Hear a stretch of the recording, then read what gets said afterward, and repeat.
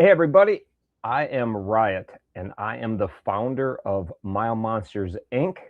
And tonight, there's going to be a special guest on KSolo's show, MarkyMark.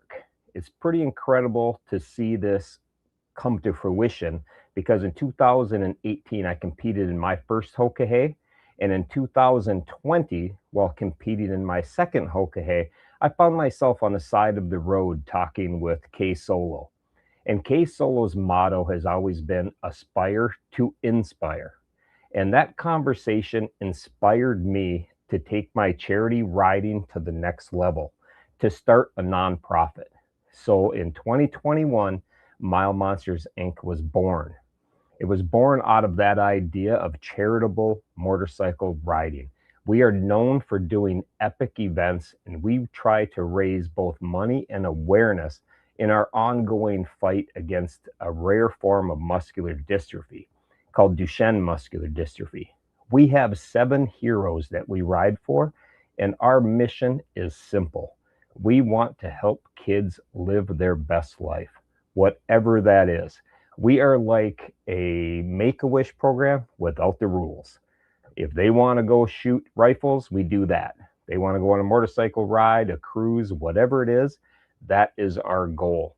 So I thank you for checking us out, for listening to our riders who put it all on the line during this incredible event, the Hoka Hey Challenge. And we have really grown as an organization, which started as one rider in the Hoka Hey. And this year we're going to have over 40 riders competing in the Hoka Hey Motorcycle Challenge. So I thank you, Solo, for inspiring me to do that and inspiring so many others to do all of the epic things they do. So with that, I tell you all to enjoy the show and thank you for having me on. Cheers.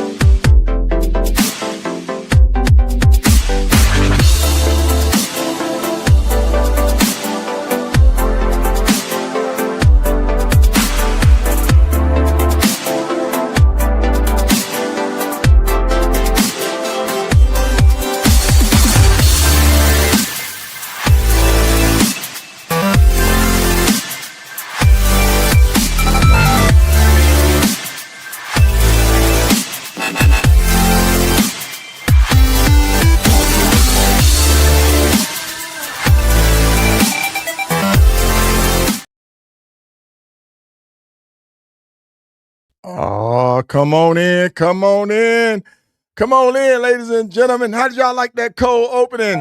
That was dope. God. That was dope. Hey, man, I want to send a big shout out to my good friend, Jeff Riot, man. Everybody know him as Riot. A great guy. I've ridden a Hoka Hey with him twice. He's an outstanding, a super rider, man, and I greatly appreciate him coming on doing that cold opening for us tonight. Yeah, that was nice. Indeed, indeed. How you doing, Doc? Hey, I'm doing wonderful, KSolo. It's a 2026. 2026, and we're where? And we are in the building. Yeah, we still here. We still here, man. Hey, what do we got going on tonight? Hey, tonight we got MarkyMark. Okay. We got some Hoka Hey going on, and I got a couple questions for you. There we go. I'm gonna put you on the spot. I told you 2026. Come on, Doc. Come on now. You know I don't like tooting no horns or nothing, man. It's not about tooting horns. This is your show, brother. Without a doubt. Yes, people want to hear about you. So here we go. Yeah. Okay. All right, Doc. Well, look, let's go ahead on and get it going, man. Everybody know me as KSolo, the rider, man. I'm rider number 909. I competed in the 2020. That was my first Hoka Hey ride. Me and Sharif Asadiq said, hey, man, we want to be adventurous. We want to go and and try this thing out. But we went in with attitude like we're gonna finish this thing. We're gonna finish first. But unfortunately, you know, Reef had some mishaps, man, and wasn't able to finish. He got injured. But in 2022, I came back and I rode it again, and I did pretty good. I finished first in that one. So you gonna say, wait a minute, where's the producer at? See, I thought we was firing him in 2025. Now you're gonna just say you finished first in the Hoka Hey challenge. And then you just gonna nonchalantly say, you know, I did better this time. You know, I finished first, but then the producer don't even give us no clap. I know, man. Come on, man. Hey, man, that guy, I'm telling you, hey, look, we're gonna have to fire that guy, man. Golly. I know he don't get. He's hard on us, man. Yeah, he's hard on us. But yeah, without a doubt. And like I said, I don't like to toot my own horn, man. But yeah, that's just a little bit about me and the Hoka Hey Motorcycle Challenge. Wow. So MarkyMark has never ridden the Hoka Hey. He has. Oh, okay. I can't wait to see him on the big board, man. I'm gonna see him on the big board. Okay. Yeah. What? I got a quick question. Do we gotta? Okay. So, what made you want to do it? You know, after the first time. You know what I mean? Like you did it. You know what makes you want to do it again? Because I feel like. Hell, excuse me, here we go. After I accomplish a task, a goal, okay, I'm moving on to the next. What makes you want to keep going back and do the Hoka Hey challenge?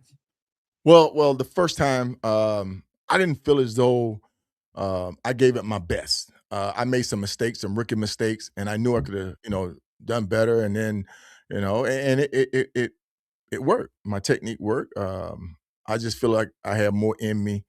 I was a little bit more competitive, and yeah. And like I say, I learned from my mistakes on that ride, on the first one. So that would take me to my next question. So you had a strategy then to going into the next one, right? Oh yeah. Oh, definitely had a strategy. From my mistakes, I learned about not using my trip, A and B trip, by not paying attention to direction and start sightseeing and looking all around and missing turns and then lollygagging at gas stations and, you know, not sleeping when I'm supposed to be sleeping and, you know, just lollygagging pretty much. But, you know, I definitely learned from those mistakes. So like, and then I didn't know you then, but I had seen on social media about you, and I saw that at one of the Hoka Heys, I'm not sure if it was the first one or the second one, but you like broke your ankle, right? And then you kept going and finished it, right? Yeah, that was during the second one. That was during the second. Okay, that was during 22. Are you telling me you broke your ankle and won the challenge? KSolo. I finished first. But you know, that's awesome.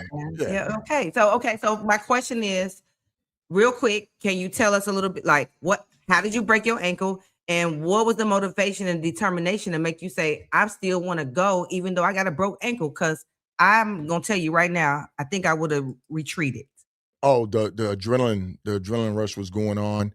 You know, and then I was only like 250 miles from the finish line. So I was like, hey man, I'm going to get this over with. I'm going to keep going. Tired, no tired.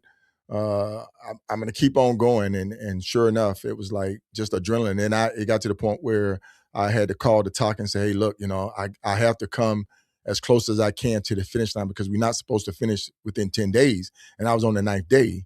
And I said, my bike is in limp mode. If I turn it off, I'm afraid it won't start. I said, at least if I get it close to the finish line, I'll be able to push it across the finish line, you know, so I'll be a finisher. But they said, you know, come on in. And with my situation, then when they saw the bike, they was like, oh my God. I mean, it was just done. It was literally done. Wow. Yeah. So, that's amazing. And then you still came in first. You. But we'll talk more about it. But listen, we got to go ahead and get ready to jump into the show, man, and bring in our special guest tonight, MarkyMark. All right, let's welcome Ready Mark. to bring him in? Yeah, come on, Mark. Oh, man. Come on in here, Mark. How you doing? Oh, my goodness. What's up? welcome, man. Good evening. How everybody? Oh, hey, man. Mark. Welcome to the KSolo show. Oh, thank you so much for both of you for the invite and for the opportunity for this. This is amazing. I can't believe it. Yep. Thank you. Man. That's great. Yeah. That's great, man. We are excited to have you on. You are our second guest on Hoka Hey Talk for 2026. Getting ready for the 2026 Hoka Hey Motorcycle Challenge. Oh boy. Yeah, you are absolutely right, sir. You are absolutely right. I mean, you set up the tone with your big shoes right there. I don't know. Oh my goodness, man. Doc put me on the spot. Hey, everybody, just before we get started, as you can see, we have a free giveaway tonight. If you type in your comments, hashtag free t-shirt, that would enter you to win a t-shirt, a free t-shirt from the podcast show. Nice. So just type your comments in and hopefully we get this thing up. We can just click the button and it will display who the winner will be tonight. That's something new we're trying, Doc. You didn't tell me about it, but I like it. I know, right? That's pretty cool. Oh my goodness. So, Mark, if you would, sir, please introduce yourself to our audience tonight. Oh, cool. All right. Well, like I said, thank you so much for the opportunity. I'm Mark, also known as MarkyMark, I guess. That stuck for a little bit. And before that, I road name Wolf as well. So that's where I get the Rolling Wolf from one of my Facebook pages, I guess. I'm a husband, a dad, I happily married for 18 years, love my gorgeous wife. And I've got 2 kids, work, I got paying bills, so I got your average Joe person, man. Like it's nothing superpower about me, I got credit cards and mortgage and all that good stuff, now I got a new bike payment. That's a different story. Oh, new bike. Oh, dude. Oh, that's yeah. You can spend a whole show on that. Yeah. Work full time. So managing work-life balance, writing balance, all that stuff is important. It's just that's my. I'm writer 1321, baby. That's 1321. I'm a rookie to the Hoka Hey, and I got hooked on it a couple years ago. And your show, you're the culprit. Let me tell you, your show is what got me started to follow some people. And when I, it's so fitting that Riot opened the show here. That was freaking awesome, by the way. Man. He's such a good dude, man. When we were starting to watch this, when I started to watch your first, I was on your first show, not on your show, but I was watching your first show when you did the podcast for the Hoka Hey last time. Right. And I started watching Riot. I saw the name. I don't know who this person is, and it came across him and all these other folks, Raindrop and Wrong Way and Pop Off. I think that's all these names, man. All these names, like I'm starting to see. I can put the face to the names. It's hilarious. Taco. Oh my God. Iceman. Oh my God. There's some Twister, Teeter, all these people, man. Let me tell you. And I'm like, who the hell? I'm just, who am I? And it just I got hooked from that and the family that came along with it. And we'll talk about it. But that's, oh man. So I'm just, I'm just grateful every day. The show is doing good. Man. The show is reaching people. It's inspiring people, Doc. Yes. You're inspired. Yes. We're gonna keep doing it. Then we're gonna keep going. So we inspired to be the premier podcast from the motorcycle culture. I guess that's what we're trying to do, Doc. But listen, Doc, because I've ridden the Hoka Hey and I'm kind of like gonna dig in once you get him going. I'm gonna go ahead and let you fire off on him, Doc. Yeah, I know. Hey, Mark, you already told me. Now, again, I'm just like you. I'm so excited because the first episode for the Hoka Hey, I was nervous because I was like, I've never ridden it. I had to do my research. I had to go to the website. I'm asking questions. And then I just felt like, how can I talk about Hoka Hey when I never been it? But that's okay. I have a whole doctorate degree in educational leadership. I should be able to talk intelligently about a challenge, right? Because I ride motorcycle, right? So you already told me what inspired you. I never wanted to ride it because I was scared of it. And I'll tell you right now, after the last show and more, I talk about the Hoka Hey challenge and learn more about the history and what it's supposed to be about. it makes me feel confident and I'm not so scared. So can you address if you had any fears coming into this, or like I've heard of like fatalities and things like that. Like, what makes you want to get into the Hoka Hey, and have you heard of any of those about it? You know what I mean? And what makes you still want to do the challenge? Yep. And if you're scared about it, are you scared? Yes. Yes. So yes. Let me tell you, anyone who says no, I don't know what's wrong with them. Seriously. Okay. I've got to this point where, at first when I started listening and I got exposed to it through the podcast and through live casts, through everybody that was going through it, right? You hear about the 10,000 miles. Oh, wow, that's freaking awesome. You see the visual, where they're going and what they're doing. I mean, at that time it was more of the tracker, right? But then you can see where they're going with the area that they're in, gorgeous probably areas and everything. But then you started hearing about the crashes, and you hear about certain things, certain other pieces that, as a normal rider, as your average Joe person that's not doing 1,000-mile days, whatever, you start to you start to second guess, oh, okay, that's cool, but yeah, that's not for me, or whatever the case is, right? So I've learned over the year, and I know it's weird because I made a decision 2 years ago, that before even the application process even started, that I wanted to do it, right? But to respect it, you need to respect the ride and respect the consequences that could happen with it. Every time we get on a motorcycle, you, me, KSolo, everybody, anybody, there's an inherent risk involved in that, and in the risk in that, and now couple that with elements like sleep deprivation, health,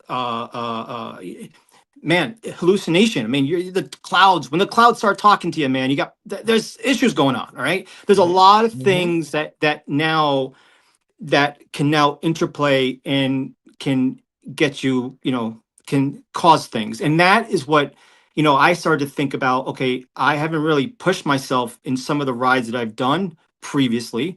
I mean, I'm a rookie to the Hoka Hey, but I'm not a rookie to new to hard riding, and but there's a point of like knowing your limits and understanding what your limits are. And that is the piece that scared me, because hearing these stories, the real stories, being thousands of miles away from your house and getting into an accident or a flat tire or something where you don't normally, and I ride with, normally I've got my guardian angels that I ride with all the time: Bill, Doug, Beth, Mike, Meredith, these are people that I normally ride with, and I have a sense of comfort because I know they'll do whatever and everyone has that they'll take care of you, whatever's needed, right? 2 minutes away. Oh yeah, that is actually the picture. That's a good picture.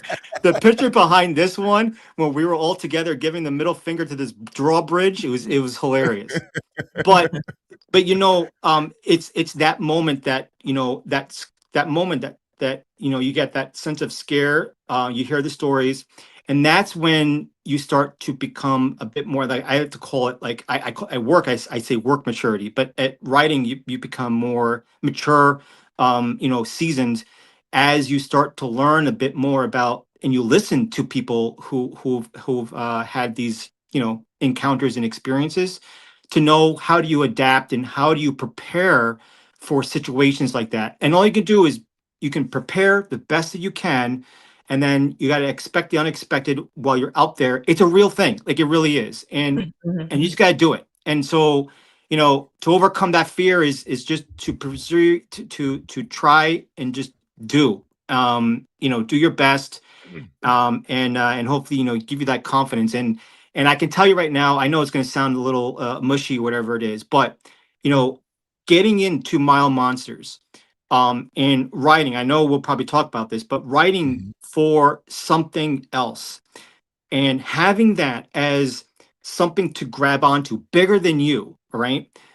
That is the motivator to want you to get through the hard part, the hard writing, on these long distance riding challenges, if you want to call it. And I'm going to apply the same principles that I've done it for various experiences that I've had that were really, I was like, oh, F this. I'm going to go turn around and I'm going back home. What am I doing in Quebec? You know, I'm in the middle of nowhere on a victory and I got nobody who's going to take care of my bike. Where am I going to go? If I'm going to get stuck, I don't even know how the hell to get back across the the Canadian border. Will they do it? I don't know. You know, so I'm like, what the hell am I going to do? So, you know, it wasn't until I started thinking about these 7 heroes, whom we call the kids that we support from Mile Monsters, to help you get through that. And that, those little things is what helps you. And that can help you with the fear, the scare piece, your supporters, the mentors right here. This right here is a huge picture here that have all my mentors that I've listened to, that I've talked to, that I've laughed with, that have supported me during even some accidents that I've been on, to help me get across certain finish lines and goals that I was accomplishing. So you can't do that without a support line. I can tell you right now. And that I know it's a long-winded answer, Doc, but that is what that's what continues to drive me to say, I can do this.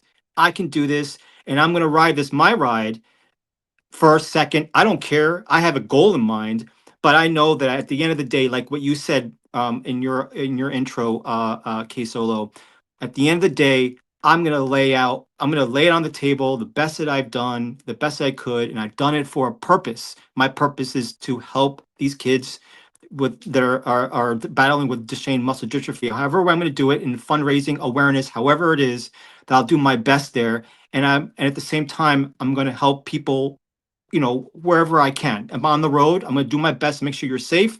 And then I'm going to continue on my ride because, you know, ultimately it is a solo ride, right? But I still, you know, you have a heart, you know, so you still care about people around you. So.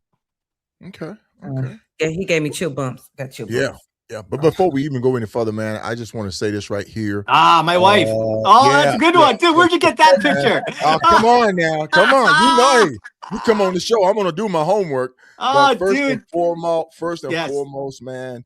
I know that's probably like one of the most favorite pictures right there. It is. And I wanted to just highlight her and share her because I know she's going to be your rock. I know she's going to be supporting you. And I know she's going to be looking at the big tracker, like, what is Solo talking about? Where are they now? Yes. Right. Oh my God. I can't believe you found this picture. We have this as a picture. So it's funny about this picture is actually, I have it in my bedroom. It's like on a little mural that we have that we gave each other, I think on year 2. We're on 18 years of marriage right now. Yeah. But I hope, honey, I love you, but I think we are. and without a doubt, the family. Yes. One of my favorite places too. Yes. So we have to go ahead and acknowledge that, man, because at the end of the day, we want to make it back home safely to our family members. Yes. Indeed, Thank you. Indeed. So listen. So listen. You know, I always ask people your affiliation. If you're in an organization, if you're in a club, or you riding for somebody, and you say you are riding for Mile Monsters. I know Jeff. I call him Jeff, but Riot came on and he gave a splendid breakdown of the organization, what inspired him to do it. Kind of just let us know how you got involved with it just a little bit, and then too. What it really means to you being a part of that, because you got some heavy hitters in Mile Monsters. You got Rye. You got Rye as 100K in a year rider. You got Chris Hopper. Who is 100 hot dog. Iceman. I know. And Iceman. Yeah. And Iceman who's out. So you got a couple of 100K riders in there, man. Yeah. Oh yeah. Teeter. You believe it. Oh, I know. Yeah. You know, I came across Mile Monsters. Again, I'm going to go back to your show. Another plug. It's another plug, man. I came across Mile Monsters by watching your show via. I followed Riot. I guess there was several people that I was following in this tracker, right? And Riot started doing some of these live feeds later in the evening in his show, and you know, it was really cool because it was inspirational. He was tying in the charity that he was writing for, and being blessed with his family, and blessing for the day and all that stuff, right? It kind of resonated to me. And then I started reading a bit about what Mile Monsters is, right? Some guy is talking about Mile Monsters, and I'm like, okay, let me read about it. So I went online, I saw their website, and I'm like, oh, this is pretty cool. I didn't even know there was such a thing. I actually didn't even know that there was. So listen, I didn't even know that there was a long distance community. I didn't know there was like a long distance riding community. So you are really new to the long distance riding community. Yes, the IBA, the SCMA. Yeah, I didn't know. Yes, yeah, all that stuff. I didn't even know it even existed, to be honest, until I started watching, and then I'm like, oh, I can do this, and I got into Tour of Honor. I did my first saddle sore through Tour of Honor, actually, when they did the Tour of Honor Extreme. If you remember those. So anyway, through that, I joined. I joined up with Mile Monsters because I liked what they were doing, and it was a purpose to these kids that you just have up right now, these 7 boys, and it was something that, to me, it was something that I know that I can do, and it was something that I can see happen.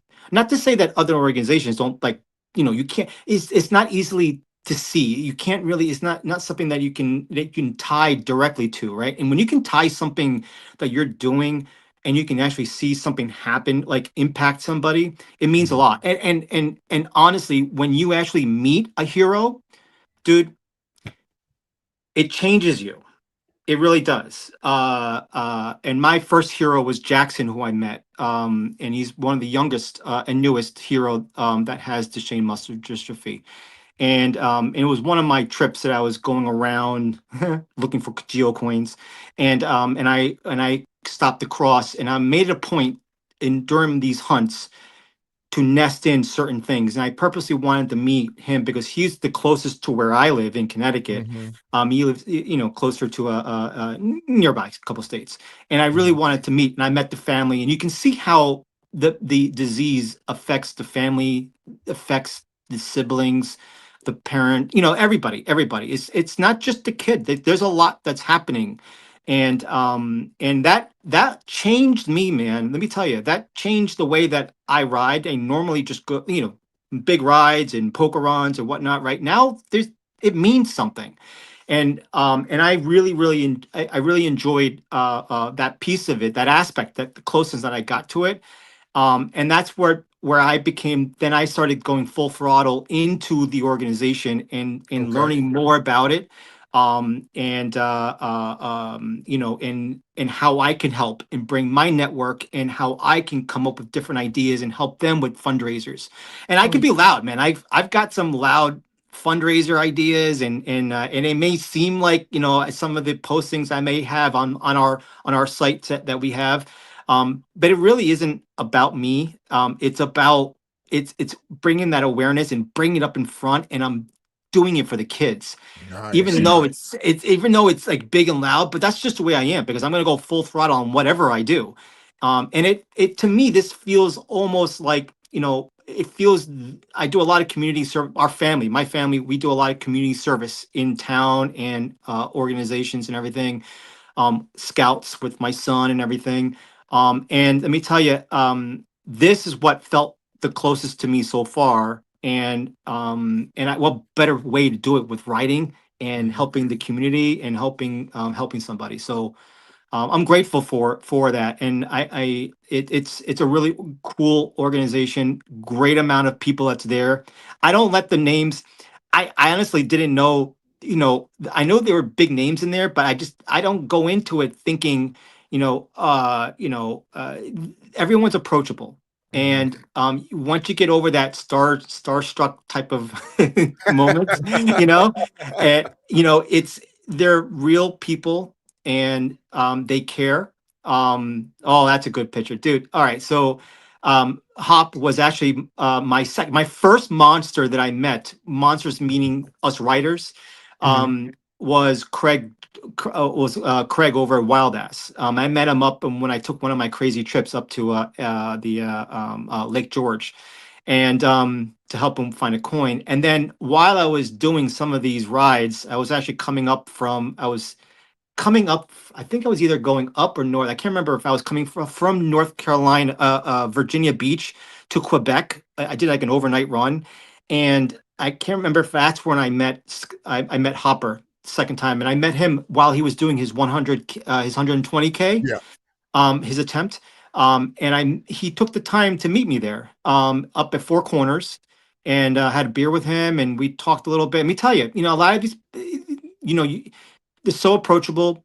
No one's spoon feeding you to whatever you need to do for the Hoka Hey. It's just they give you enough to where, if you ask the questions and they know that you're gonna, people know that you're gonna go attempt and try, test whatever you're gonna do, your setup, whatever it is, they're gonna give you that block of foundation to help. And then you build from that. And it's not just from Mile Monsters. And there's folks like Nicole and Moosey and Alex. I mean, these are monsters on their own, just in the iron butt world, right? I mean, holy cow! Even them, talking to them as well. The different perspective and different ways to set up, and everyone is very approachable. You just have to ask. You just got to come out of your shell to ask that, and that's how I found helpful. Okay. Yeah, that was awesome. That's Jackson right there on the left. Yeah. Well, listen, man, we're gonna do this right here. We're gonna producer. Can he get one? We'll get one for that. We definitely gonna use. Thank you for that. Thank you for that. Doc, hit him up, Doc. Hit him up. Hey, come on, Mark. You told you I was going yesterday in pre-production. I was going to ask you some questions, right? Yeah. Okay. So, like, when I was doing my research on if I was to do the Hoka Hey, it said, you got to have some rides under your belt. You got to have a little bit of a resume. Oh. You know what I mean? So, my question to you is, what makes you feel like you already got in, but at that moment before you applied, and paid your money, what made you feel like, hey, I got a resume enough to say I can do this? Talk about your resume and your confidence on applying to be in the Hoka Hey. Yeah, that's a good question. Well, I'll answer that truthfully. I don't look at it as in terms of hey, my resume is good enough. I'm going to apply and I'm going to get in. Yeah, I didn't take it that way at all. I knew when I saw everything kind of went down, and I knew what I would have to do and prepare to do a challenge like this. That was something that I know that I had to accept, and by applying for something like this, I came into it. I didn't think that I'm good enough or anything. So I really didn't think that at all. I had, I think, just a couple saddle sores at that point. I mean, I didn't document it. I didn't know how to document at that point, but up to that point. But once I did made that decision, I did go ahead and do several saddle sores to understand what I needed to do and how I needed to for my setup at that point. But humbly, I did not think that I was good enough to do it. I applied, and I knew that whatever I had, I would have prepared, and I would learn as I go continually to go. But I did have of course I do have a riding resume. You think about it, man. If you can't do 500 miles, forget it. I mean, you're going to be here till the next Hoka Hey to finish. You have to be able to be able to ride. You have to be able to do a couple saddle sores if you can. But it really depends on what you're thinking, what you want to get out of it. If you're thinking competitively, or you're thinking more leisurely, how are you making the Hoka Hey? And that's how the experiences that I got from various mentors and people. It's not that, hey, where are you going to finish, or hey, what are you going to do? It's more, it's always talking. I always get the perspective of how are you going to take the Hoka Hey, and how are you going to apply yourself to the challenge, and how to combat everything.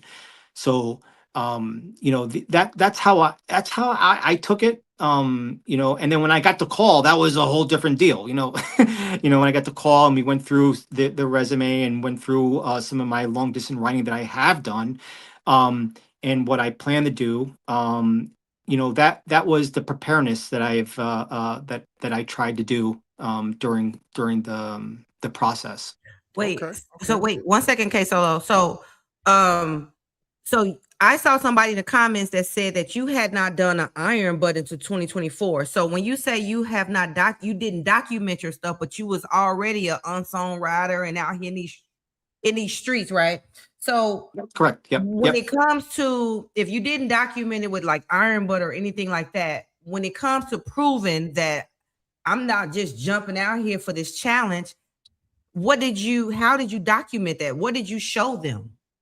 Oh, I've had pictures. There's various, I just rides, I didn't even have, like, at that time, I didn't know about Spotwalla. I didn't know about Spot. I didn't know about GPS trackers and things like that. I didn't have a lot of that stuff. Like I said, I would do, long rides, but I never had, like, I never did, I never had a way to, I didn't know that I had to document stuff. I didn't know that I had to keep track of things like that. I didn't even know that. I didn't know. And that's when I said, like, I did this, but I could not document it. And then when I go to try to apply for it, then I'm like, oh, okay, I need to take this receipt. I need to take this picture and stuff like that. So and it's a learning process. Right. And a lot of time people are participating in other events like the Tour of Honor, the RTE Cross USA, where you can have something to kind of document that you're, and then too, you can only BS your way across the board so much. People know, and the long distance riding community is small. Believe it or not, the ultra long distance riding community is small. We know each other. We know who's out there doing it. We know who's at this event or at the taco run, and we know the stories. And you come up with some BS, man. People gonna be looking at you like, But yeah, you definitely need to have a good resume, and that's one thing that always kind of. I had that talk with Kenneth Andrews. I felt just like you, man, when we was in Oklahoma at the RTE, and Ken set me down and he talked to me and he lit that fire, man. He really lit that fire up under me to go out to try it. He said, "You could do it, Solo. You can do it." Yeah. But definitely. But listen, the percentage of people who start and finish. They started with 236. I think they finished with 148, something like that. Inclement weather, storms, and all of that.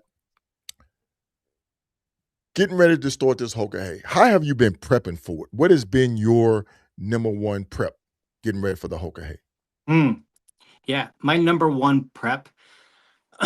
Well, after getting the acceptance and officially getting started with Mile Monsters, my prep actually started.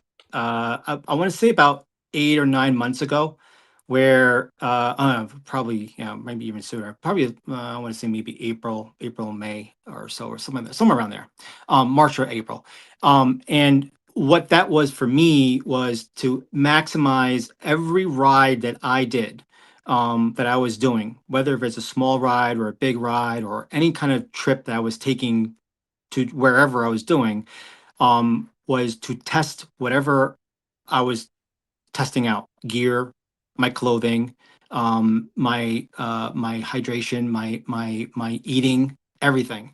And I did that on every single trip. That was an episode where I had to constantly I had a squeaky belt at that point. I was in front of a Harley dealership. I always park when I'm riding my 16. I always park in front of a Harley dealership. I always do, because I'm the only victory that's there. I was wondering what the producer gonna just let that slide or not. Let that one slide, never. Yeah. So I'm always, every ride that I'm doing, I'm always constantly trying to maximize and nest in series of things, whether if it's a saddle sore, or a BB, or you name it, or consecutive saddle sores. And I'm always, every trip, I'm always pushing myself one more time to do something harder, and pushing that limit one more time. So I can then scale whatever I'm doing that day or those 2 days. I can scale it to a 3-day, a 5-day trip. The 10 days will be the Mecca for me. So is And by that your that goal? time, Is 10 and 10 your goal? um, Is 10 and 10 your goal? okay, I'm pretty ambitious. Yeah, I would say I would like to get done by the 10-day. Yes. Yeah. Pretty ambitious, man. You Yeah. sending me Yeah. stuff like Yeah. stuff like this right here, man. Hold on. Yeah. You sending me stuff like this right here to my you ambitious. Yeah. What in the world, man? Oh yeah. Okay. Is that training prep?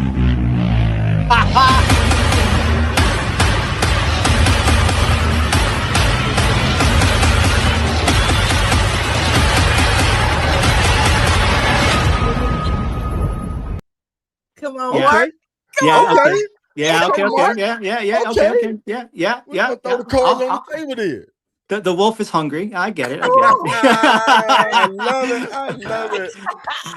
But listen, I'm prepared, not just not idiotically. I'm calculated, and I understand the risks involved. And we're gonna Listen, talk this. I want to We're gonna finish. talk this. I don't want to die. I want Well, to finish. I'm going to die, and I'm going to lay it all out. And that's just there the you way go. I am. So. And we spoke in pre-production, and you said, "Hey, man, since joining the organization of Mild Monster, your approach has been different ever since." Yeah. Could you elaborate a little bit on that? Yeah, my approach has been quite different. That again is going back to purpose. The purpose on why I'm doing it. It is not just the miles, and I can guarantee you there is, there are miles that I've done that I have not even, going back to the certifications. I didn't even put into an IBA. What Mile Monsters has is certificates through Mile Monsters, 1,000 miles, 2,000 miles, 3,000 miles, certificates that you can put, and that money goes back to funding, into supporting the kids. And so some of my purposes, I redirected my funds, because like I'm not just money grows on trees, right? So I have to appropriately, budget and everything, and I put that money, the certificate money that I thought was useful, back into the charity, and I get a cool certificate. Hawk and Wrong Way and Trip Honor, they do a great job with the certificates, and I get that kind of thing. And that was, so I go back to purpose, right?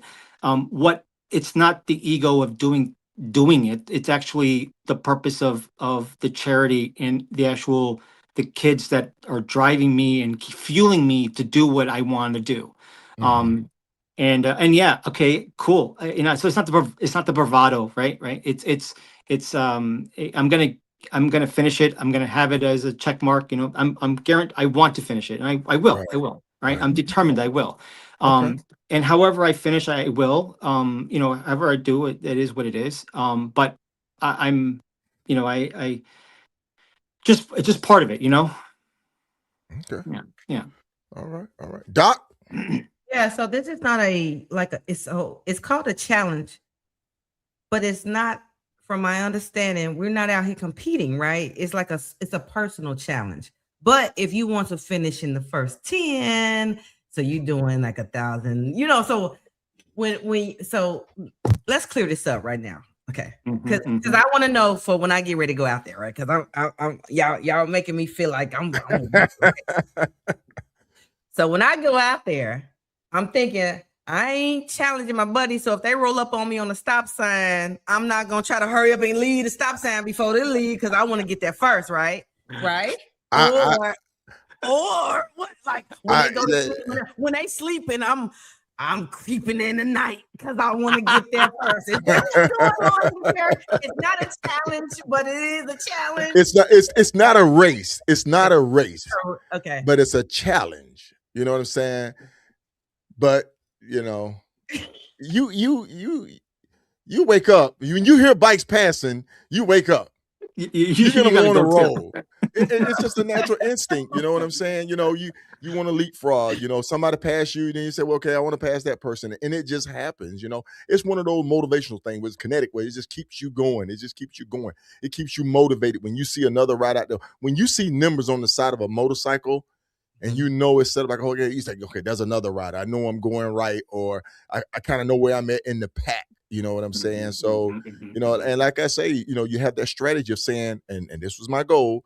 I want to do 1,000 miles a day, no matter what time it was. I got some sleep, no matter. I wanted to get 1,000 miles. So I stuck with it. And as long as you stick to your game plan, don't fall off. You'll be fine. You'll be fine, Mark. So but listen, folks, go ahead, Doc. Go ahead, Doc. So, you know, when we have like, you got to change your tires or you have mishaps or things like that, is it enough time for you to still finish as a finish, like you know, like at the top with mishaps? Can I still have a mishap and still get it? KSolo, I guess that's for you. Yeah, you can. I mean, Chris Hopper had a mishap. I mean, when he got rear-ended in 20, when he got rear-ended, and this is the type of rider that he is. His fender went in, it punctured his tire. He had a flat tire.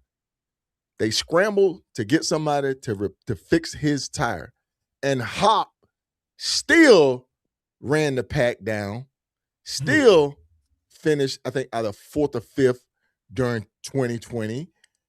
That just goes to show the type of rider that he is and the type of rider that people need to be, to sit there and say, any adversity, anything go wrong, it gives you that warrior instinct. And that's the way I looked at it. That's why I enjoyed starting up in South Dakota.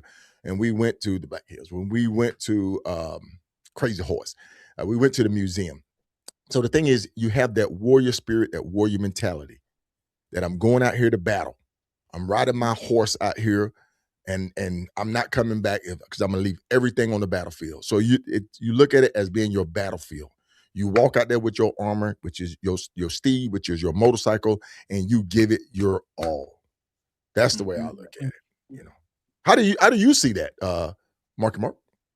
Yeah, no, yeah, spot on. I mean, it's gonna be my first time, but you know, with other rides where, you know, if things didn't go right, sideways, accidents, you know, it says a lot about a rider when you can get back up and continue that ride. This is where you know, you can, if you prepare, and also you need to think about, you know, and I had to think about this too, based off of other past experiences, but also other riders, you know, in insurance, you know, bike, you know, tow services and things like that. You need to think about your plan B and a plan C, you know, and emergency contacts and all that stuff. You don't think about that, and then how you handle it. How you handle it. How you handle it. That's how it. you handle it. Yeah, That's you know, it. that's a thing. That's a thing, and that comes with some experience. You know, especially you know, I was out in a ride in Iowa.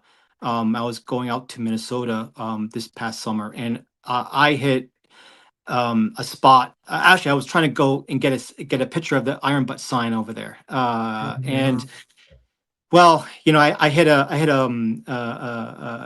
freshly milled road on this path. Actually, I was taking a picture. Okay, I'll be honest.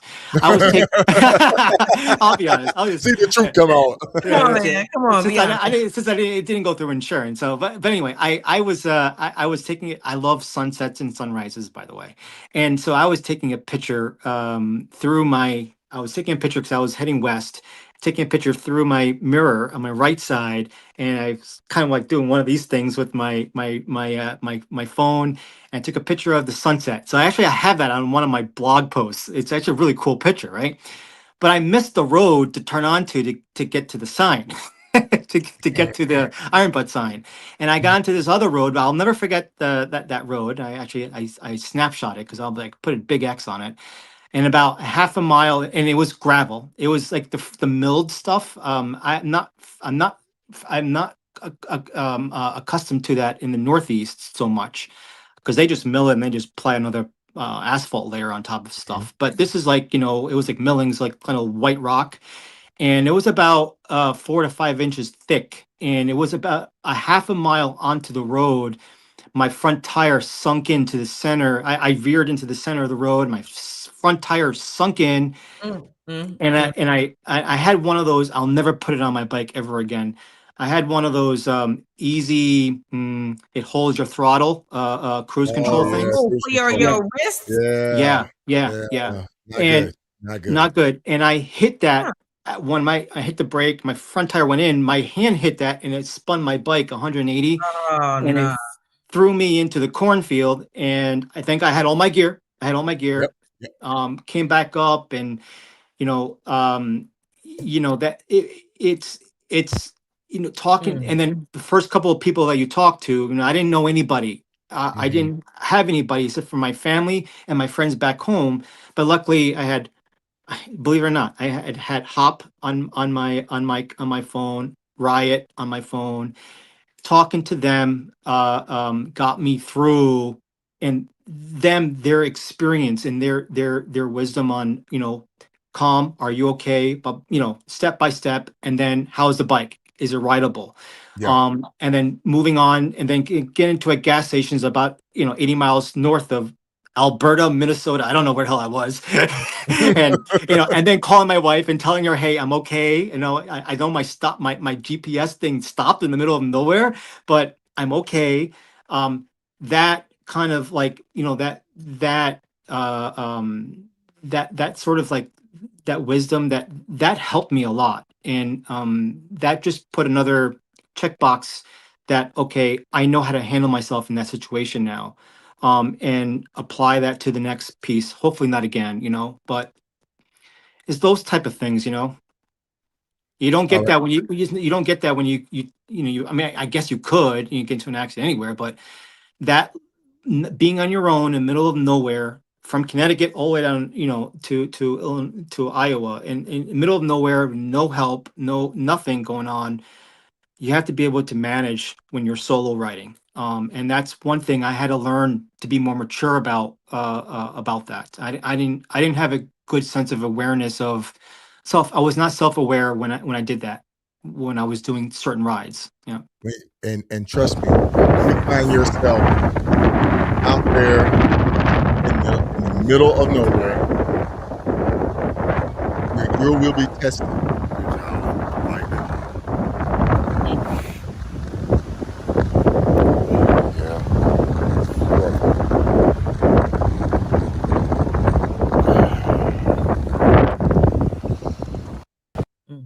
Oof, you look tired. Too. Yeah, you look tired. You look windy.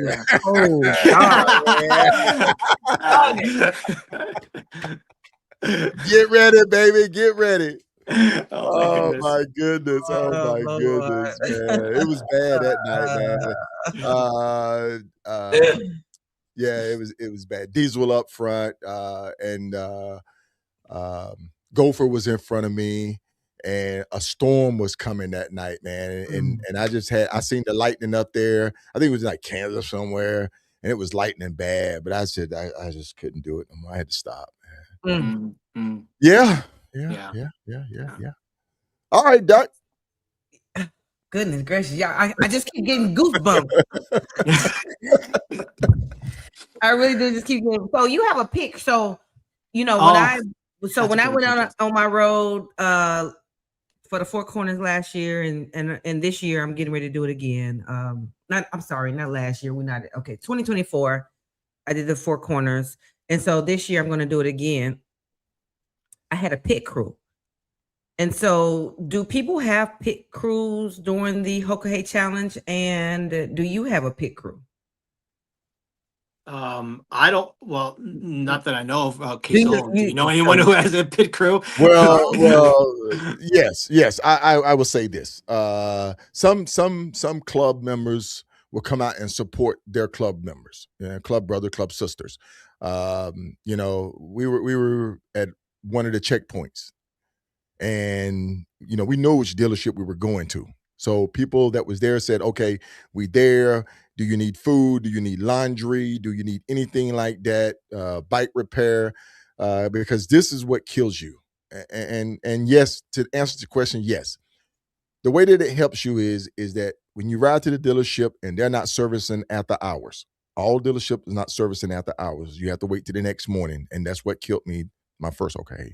If you have club brothers, there are members there that come out and jack your bike up and change your tire or change your oil so that you can keep going, it's permitted. They let people do that. So that's just one of those things. Is that an advantage? I would say it's an advantage because not everybody has a pit crew. Yep. It's just like NASCAR. Everybody in NASCAR has a pit crew. Yep. So to me, I don't think that's fair.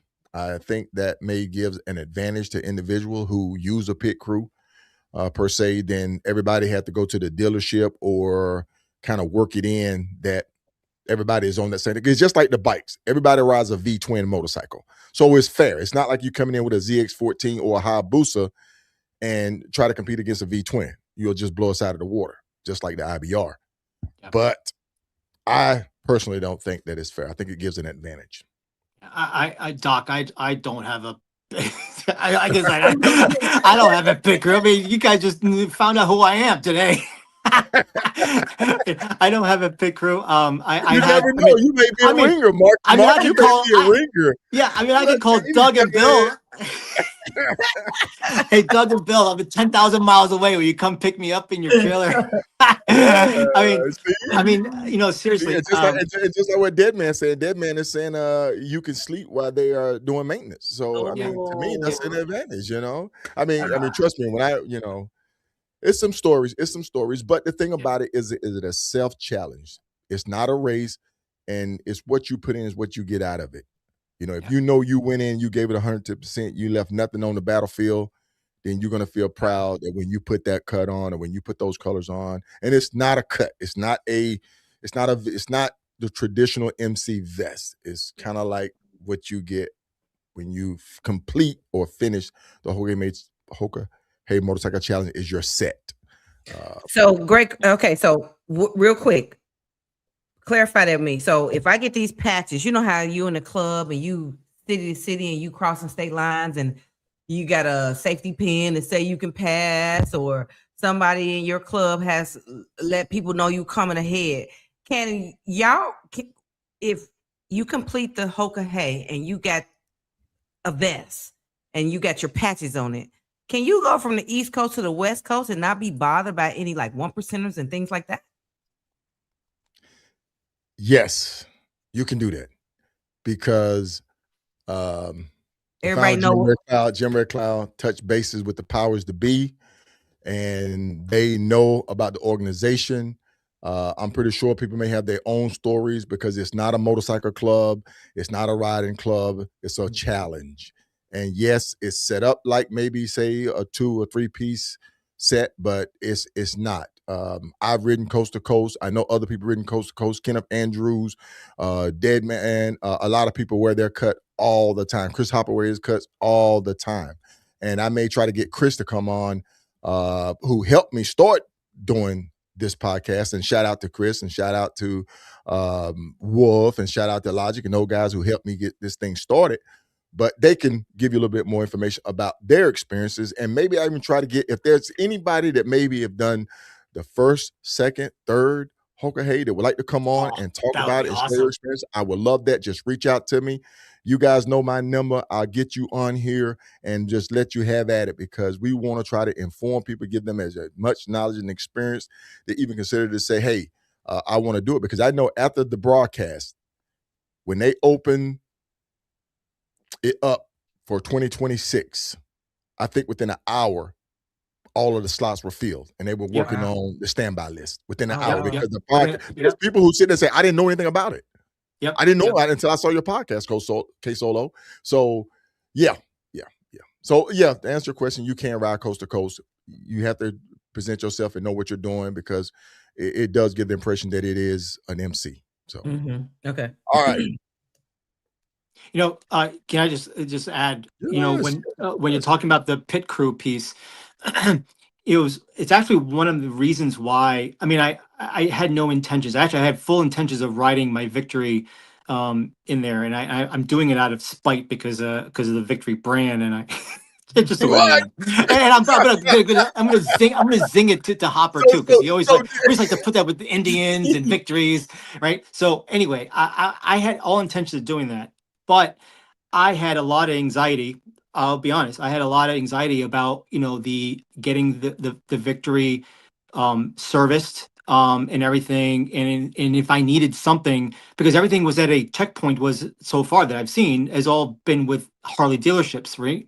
So I had an added complexity to that, and that each one of those rides that I was doing, again, purposely done throughout this entire year. I mean, 17,000 miles was just for charity miles. I mean, the tax plug, by the way, but that was just my charity ride, right? On that victory, that alone, I was testing what sort of things are going to fail, what I can wrench. I have to know I have to be able to service and do things on my own if I need to, right? What extra things I need to carry in my bag that normally people won't be carrying, maybe an extra rectifier or something. I don't know. So these are things like I started to think about, and then I made the decision again with my beautiful wife. We made the decision to go ahead and pull the trigger, and I'm gonna do the Hoka Hey, this upcoming Hoka Hey on the 25 road glide, clock stock, rock, you name it. Wait a minute. Yeah, Hold on. Yeah, I know. You're gonna do it on a what? Say that again. Yeah, So I can hear you. I know. Say it I know. again. I listen. This is the mile monster community when they're all riding freaking road glides. I'm like, all right, working for them. I guess it's gotta work for the community and a lot of people, right? Yeah, I still have a victory. But and that's I'm just for me. It's my first time.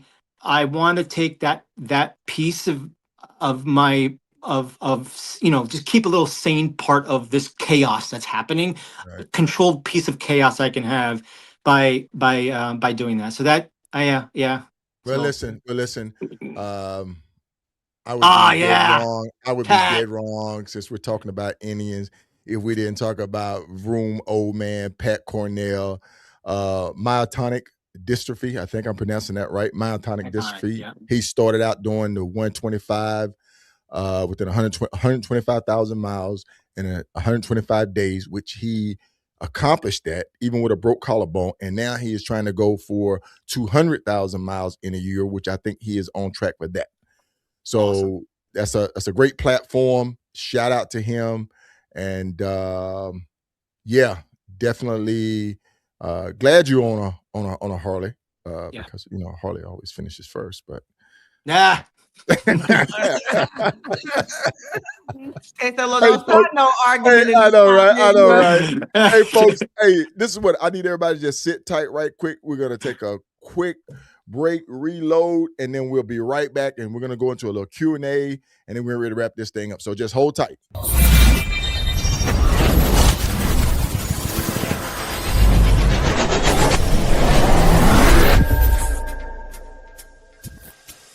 Hey, folks, it's KSolo of Riding with KSolo podcast. Hey, just want to let you know, tune in every Tuesday night, 8 p.m. Eastern Standard Time, 7 p.m. Central Standard Time, 5 Pacific, right here on Riding with KSolo, the podcast on YouTube and broadcasting on Facebook. Every Tuesday, 8 p.m. Eastern Standard Time, 7 Central, 5 Pacific, where we're going to be highlighting the unsung riders from across the nation, riding the highways and byways, the back roads, the adventures, the journeys, the tales, and the legacies.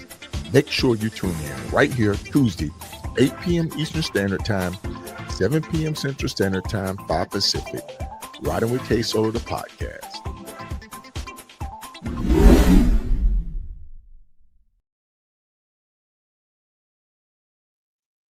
Oh, and we're back, folks. Thank you for staying with us.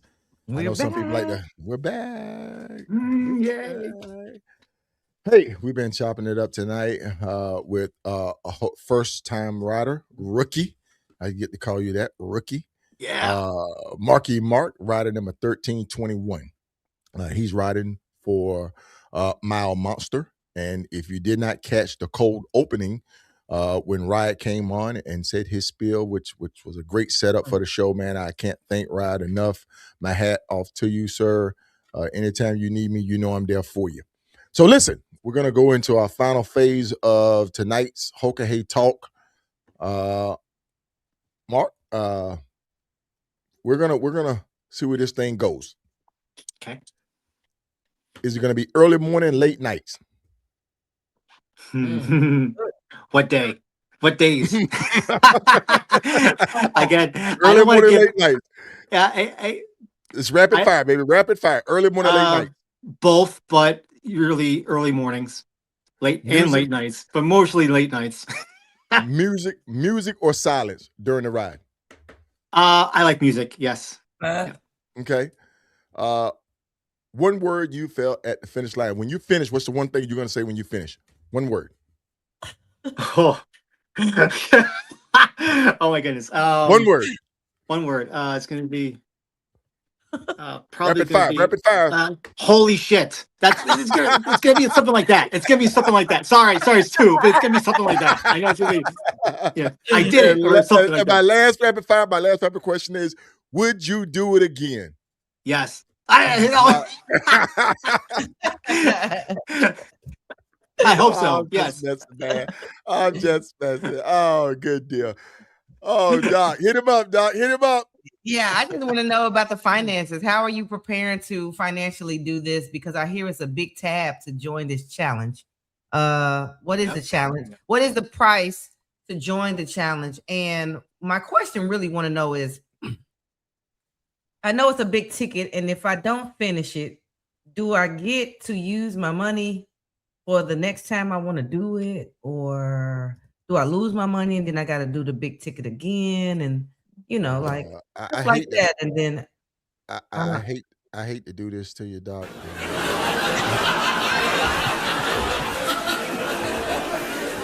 It sounds like you're paying again. I hate to do that to you, Doc. But, you only buy one ticket to the dance. You only buy one ticket to the dance. So what are you? So Mark, financially, how are you preparing for the ride financially? the entire this entire season so far, this entire riding season year, I've been fundraising and been saving up and taking care. First priorities with family, always first priority, budget and all that stuff and everything. But for this, you need to you have to, well, you try if money. Let me get back. Everyone's situation is different. Okay, let me just start off with that. So you don't know what everyone's situation is. But if you can secure some sponsorship and to help you, and also fundraise and get creative on the fundraising and transparent on how you're going to do the fundraising. What portion goes to you? What do you do? What are you actually supporting? What are your needs? What are your needs? And you gotta need to get out of your shell and be able to ask for help. That was one thing for me. I am not one that's like it may seem like it, but I'm almost like an introvert in a way. But this is like me coming out of my shell, and this is me actually like change, the year of change people talk about. This you have to be able to ask for help, and that's difficult to do, especially when it comes to money. But I will also take a gig on the weekends. I will do certain gigs to be able to help support what I need to do. And you find a way, so it's not cheap. So except the application fee, I think, was about $700, I think, or dollars. I had a sponsor that helped pay for a portion of that to do that. Yeah. And we will talk about that, Doc, as we do more episodes. I don't want to just give it all up front, but the Hoka Hey does, in the pamphlet that you receive, they do have information to kind of teach you or kind of guide you how to seek sponsorship. They have sponsorship letters that's already drafted up that you can use. They encourage you to go to your local dealership and say, hey, you know, sponsor me on this right here, even if it's just a set of tires, or even if it's just a certificate for an oil change while I'm out there on it. You know what I'm saying? And a lot of Everything dealerships, counts. yeah, Yeah. everything counts. Yeah. Every penny counts. And then you can sit there, you could do fundraisers yourself. You know, you can go out and solicit to sit there and say, hey, look, you know, not only am I trying to raise money for this charity organization that I'm riding for, but you know, I'm also trying to raise a little money to help me complete the ride. And then also at the rendezvous, I can't remember her name right now, it's on the tip of my tongue. She gave a Terry. Yeah. She gave a outstanding seminar on how to fundraise. Hear me out. A Hoka Hey is more than just a ride. It's a community, and people need to understand that.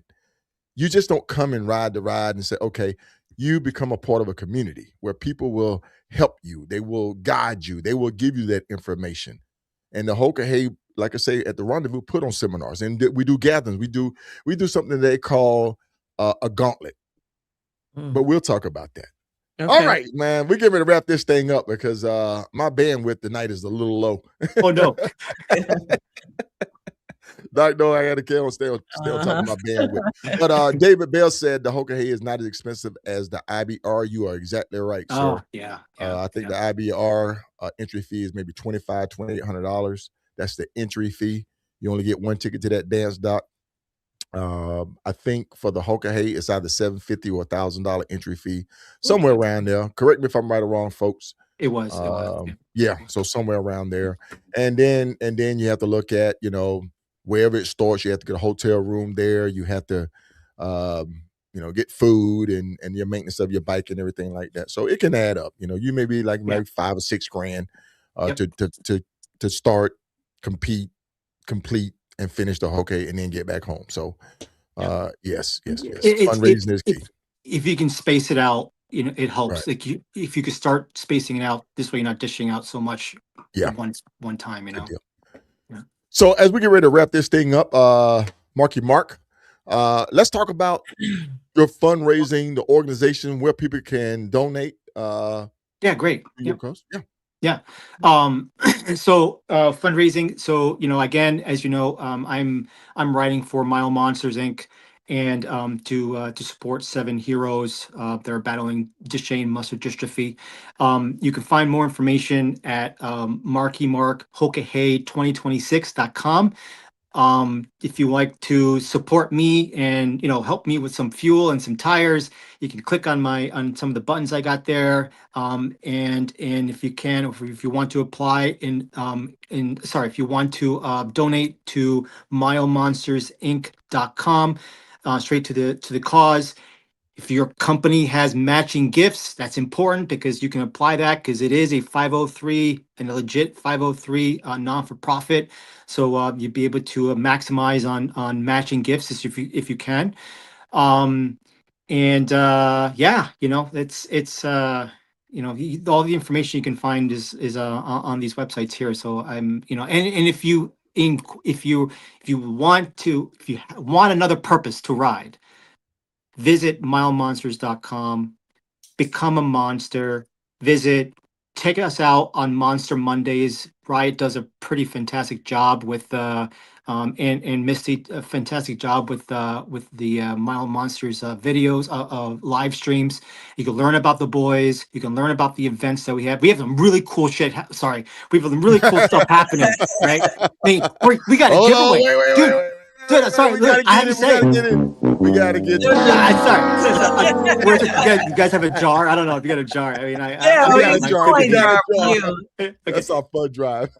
We have Mile Monsters has they're for the first time they're giving away a 2025 motorcycle road glide, brand new, title in hand, in October. More information is going to come out on their website about how you can enter to get that. And also we have Monster 250 happening in June on Father's Day weekend. That is basically an event where we are fundraising for the kids, and we are you are basically you sign up for a ticket for each one of the states or one state or whatever. You do 250 miles under 72 hours. I think you can do that, and you enter in for a chance to win a trip to Hawaii. And they'll give away you can get an opportunity to rent a bike to do, maybe if you want to get a Harley, the Harley Rivet over there, or the Harley Challenge Coin in Hawaii. Who knows, next time you'll be there. But see, there's a lot of things happening, and I will, when the Hoka Hey comes, I will have a fundraiser as well, for the Monster 250, but also for the Hoka Hey, as we get closer to it. I haven't dropped any of that yet, but I'm excited for that. And again, to support the boys. So I'm quite excited for that. Good deal. Good deal. Outstanding, man. That's awesome. Yeah. Before we get off of here, we're going to do maybe about 2 or 3 minutes of questions. If you out there in the audience have any questions for Mark, drop them in the comments. We're going to try to get them in. Boom. Who's that? Bubba, hey, what's going on, man? Bubba Rides the Distance. Been following you for a while, Mark. Keep on rocking. Hey, make sure you go check him out too. Drop your YouTube channel in there, Bubba. Good deal, man. So he's cool. doing some good videos, and he's also going to be riding. So, hey, Bubba, I want to line you up. I want to get you on as well as a new rider. I know your organization that you're in, but you still should be able to talk Hoka Hey. Get in touch with me so I can get you on the board.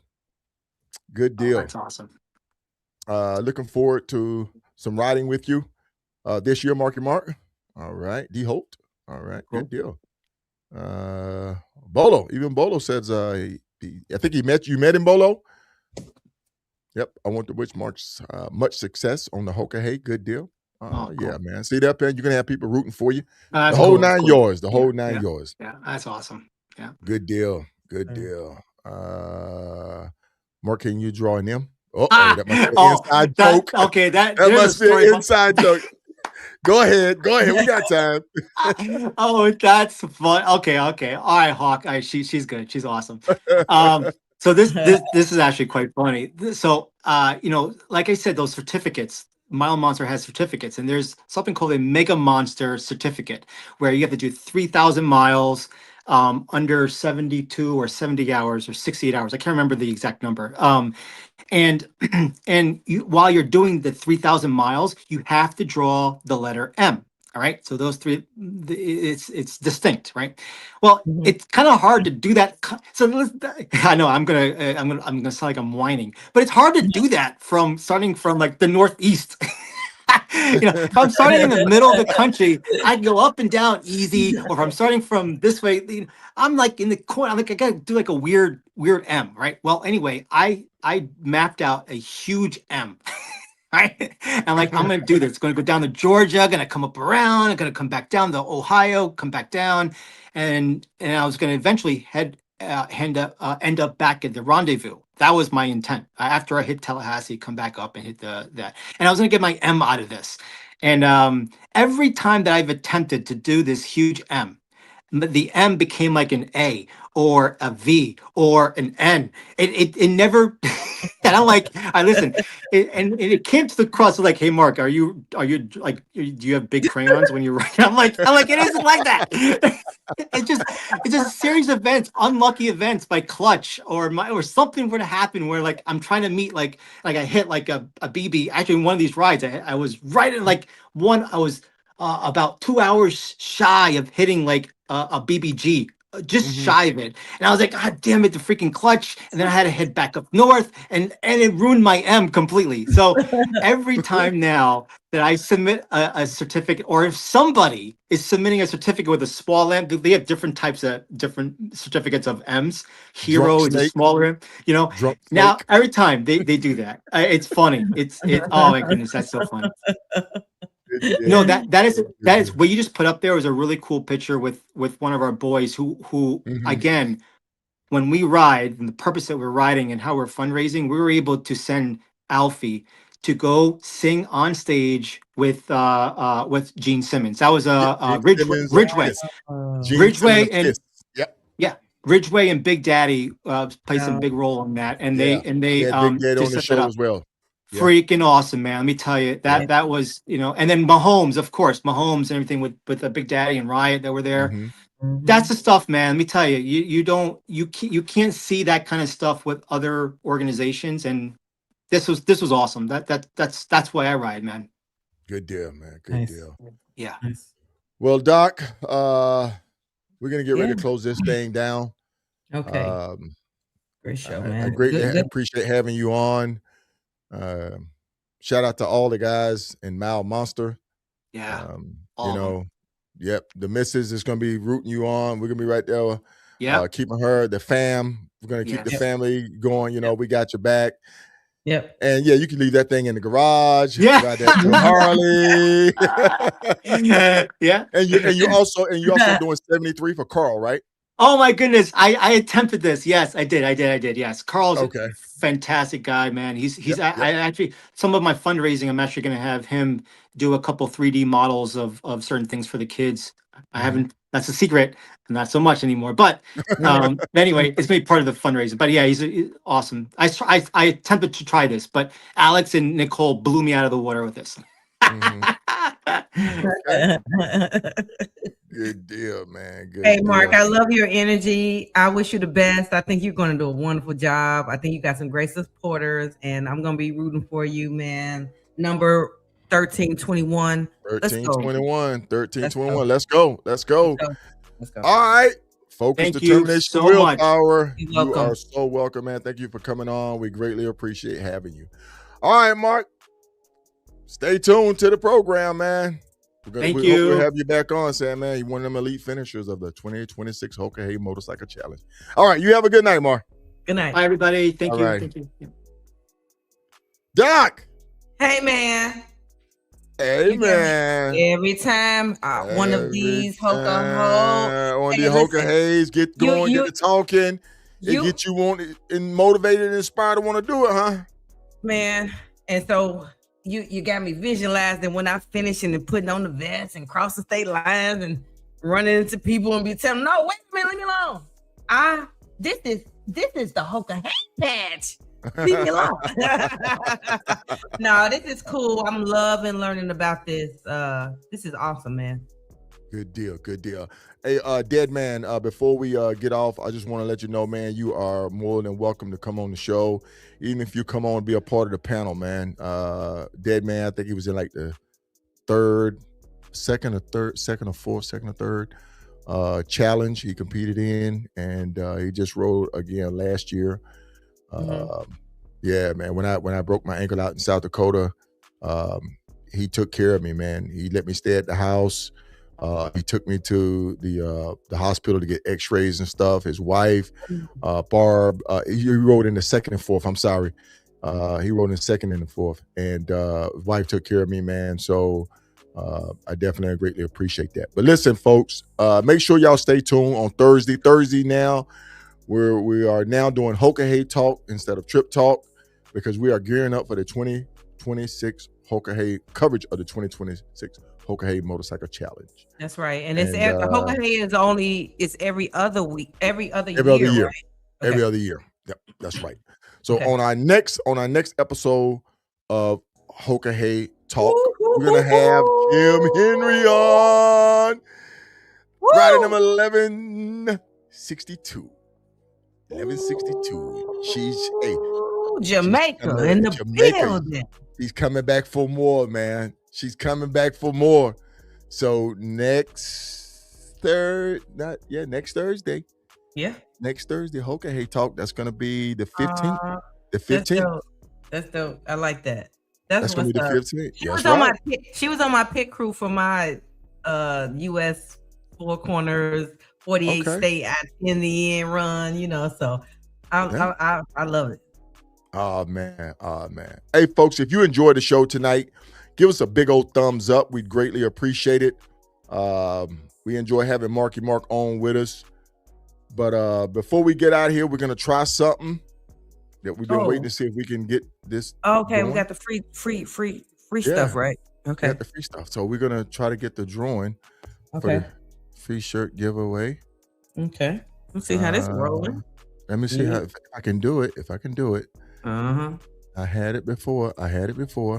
All right, here we go.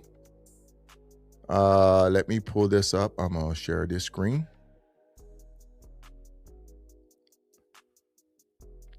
Okay. I think it's there.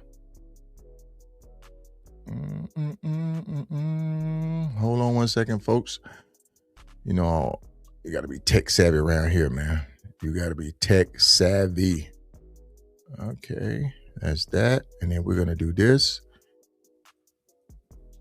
Come over here and do this.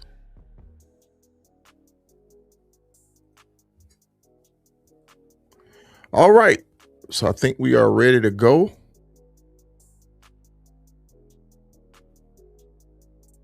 That should be it. Do you see it, Doc? Yep, I see it. Do you see it? Do everybody see it? Do everybody see it? We're gonna remove Jamaica off the screen right quick. Just hold on. We're gonna see who's gonna get the free t-shirt for tonight. All right, free t-shirt giveaway. Who is gonna be the winner of the free t-shirt giveaway? And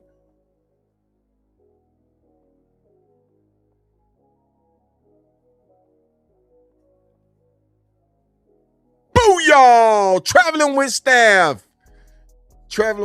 get the free t-shirt tonight. Nice. Congratulations. Come on. Hey man, where that dad goes? Producer, man. Our young producer getting paid off of bologna sandwiches. That's why he be so slow.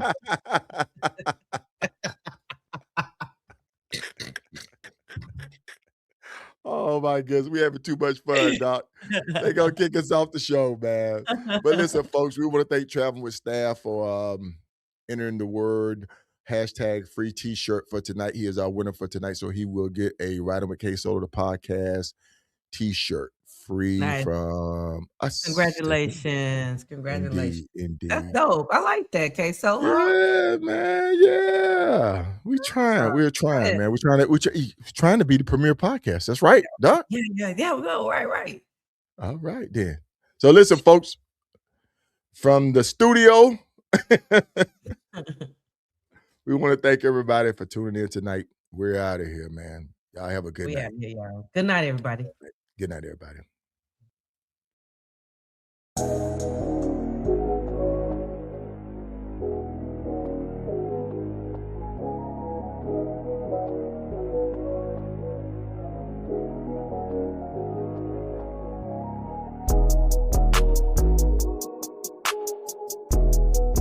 What's up, beautiful people? It's your girl, Most Wanted, in the building. You already know the vibes. Inspired by KSolo the Rider. If you haven't tapped into the podcast yet, you're missing out. Go check it out, catch a vibe, and get inspired. If you're already tuned in, keep that energy flowing and that podcast on lock. This your girl, Most Wanted. I'm out.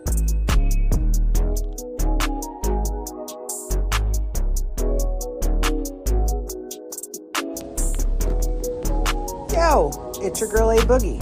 Big shout out to KSolo the Rider, holding it down with the Writing with KSolo podcast. If you love the open roads, good vibes, and real writer talk that hits home, this is where it's at. Keep it locked in, keep it rolling, and remember, like KSolo always says, be legendary.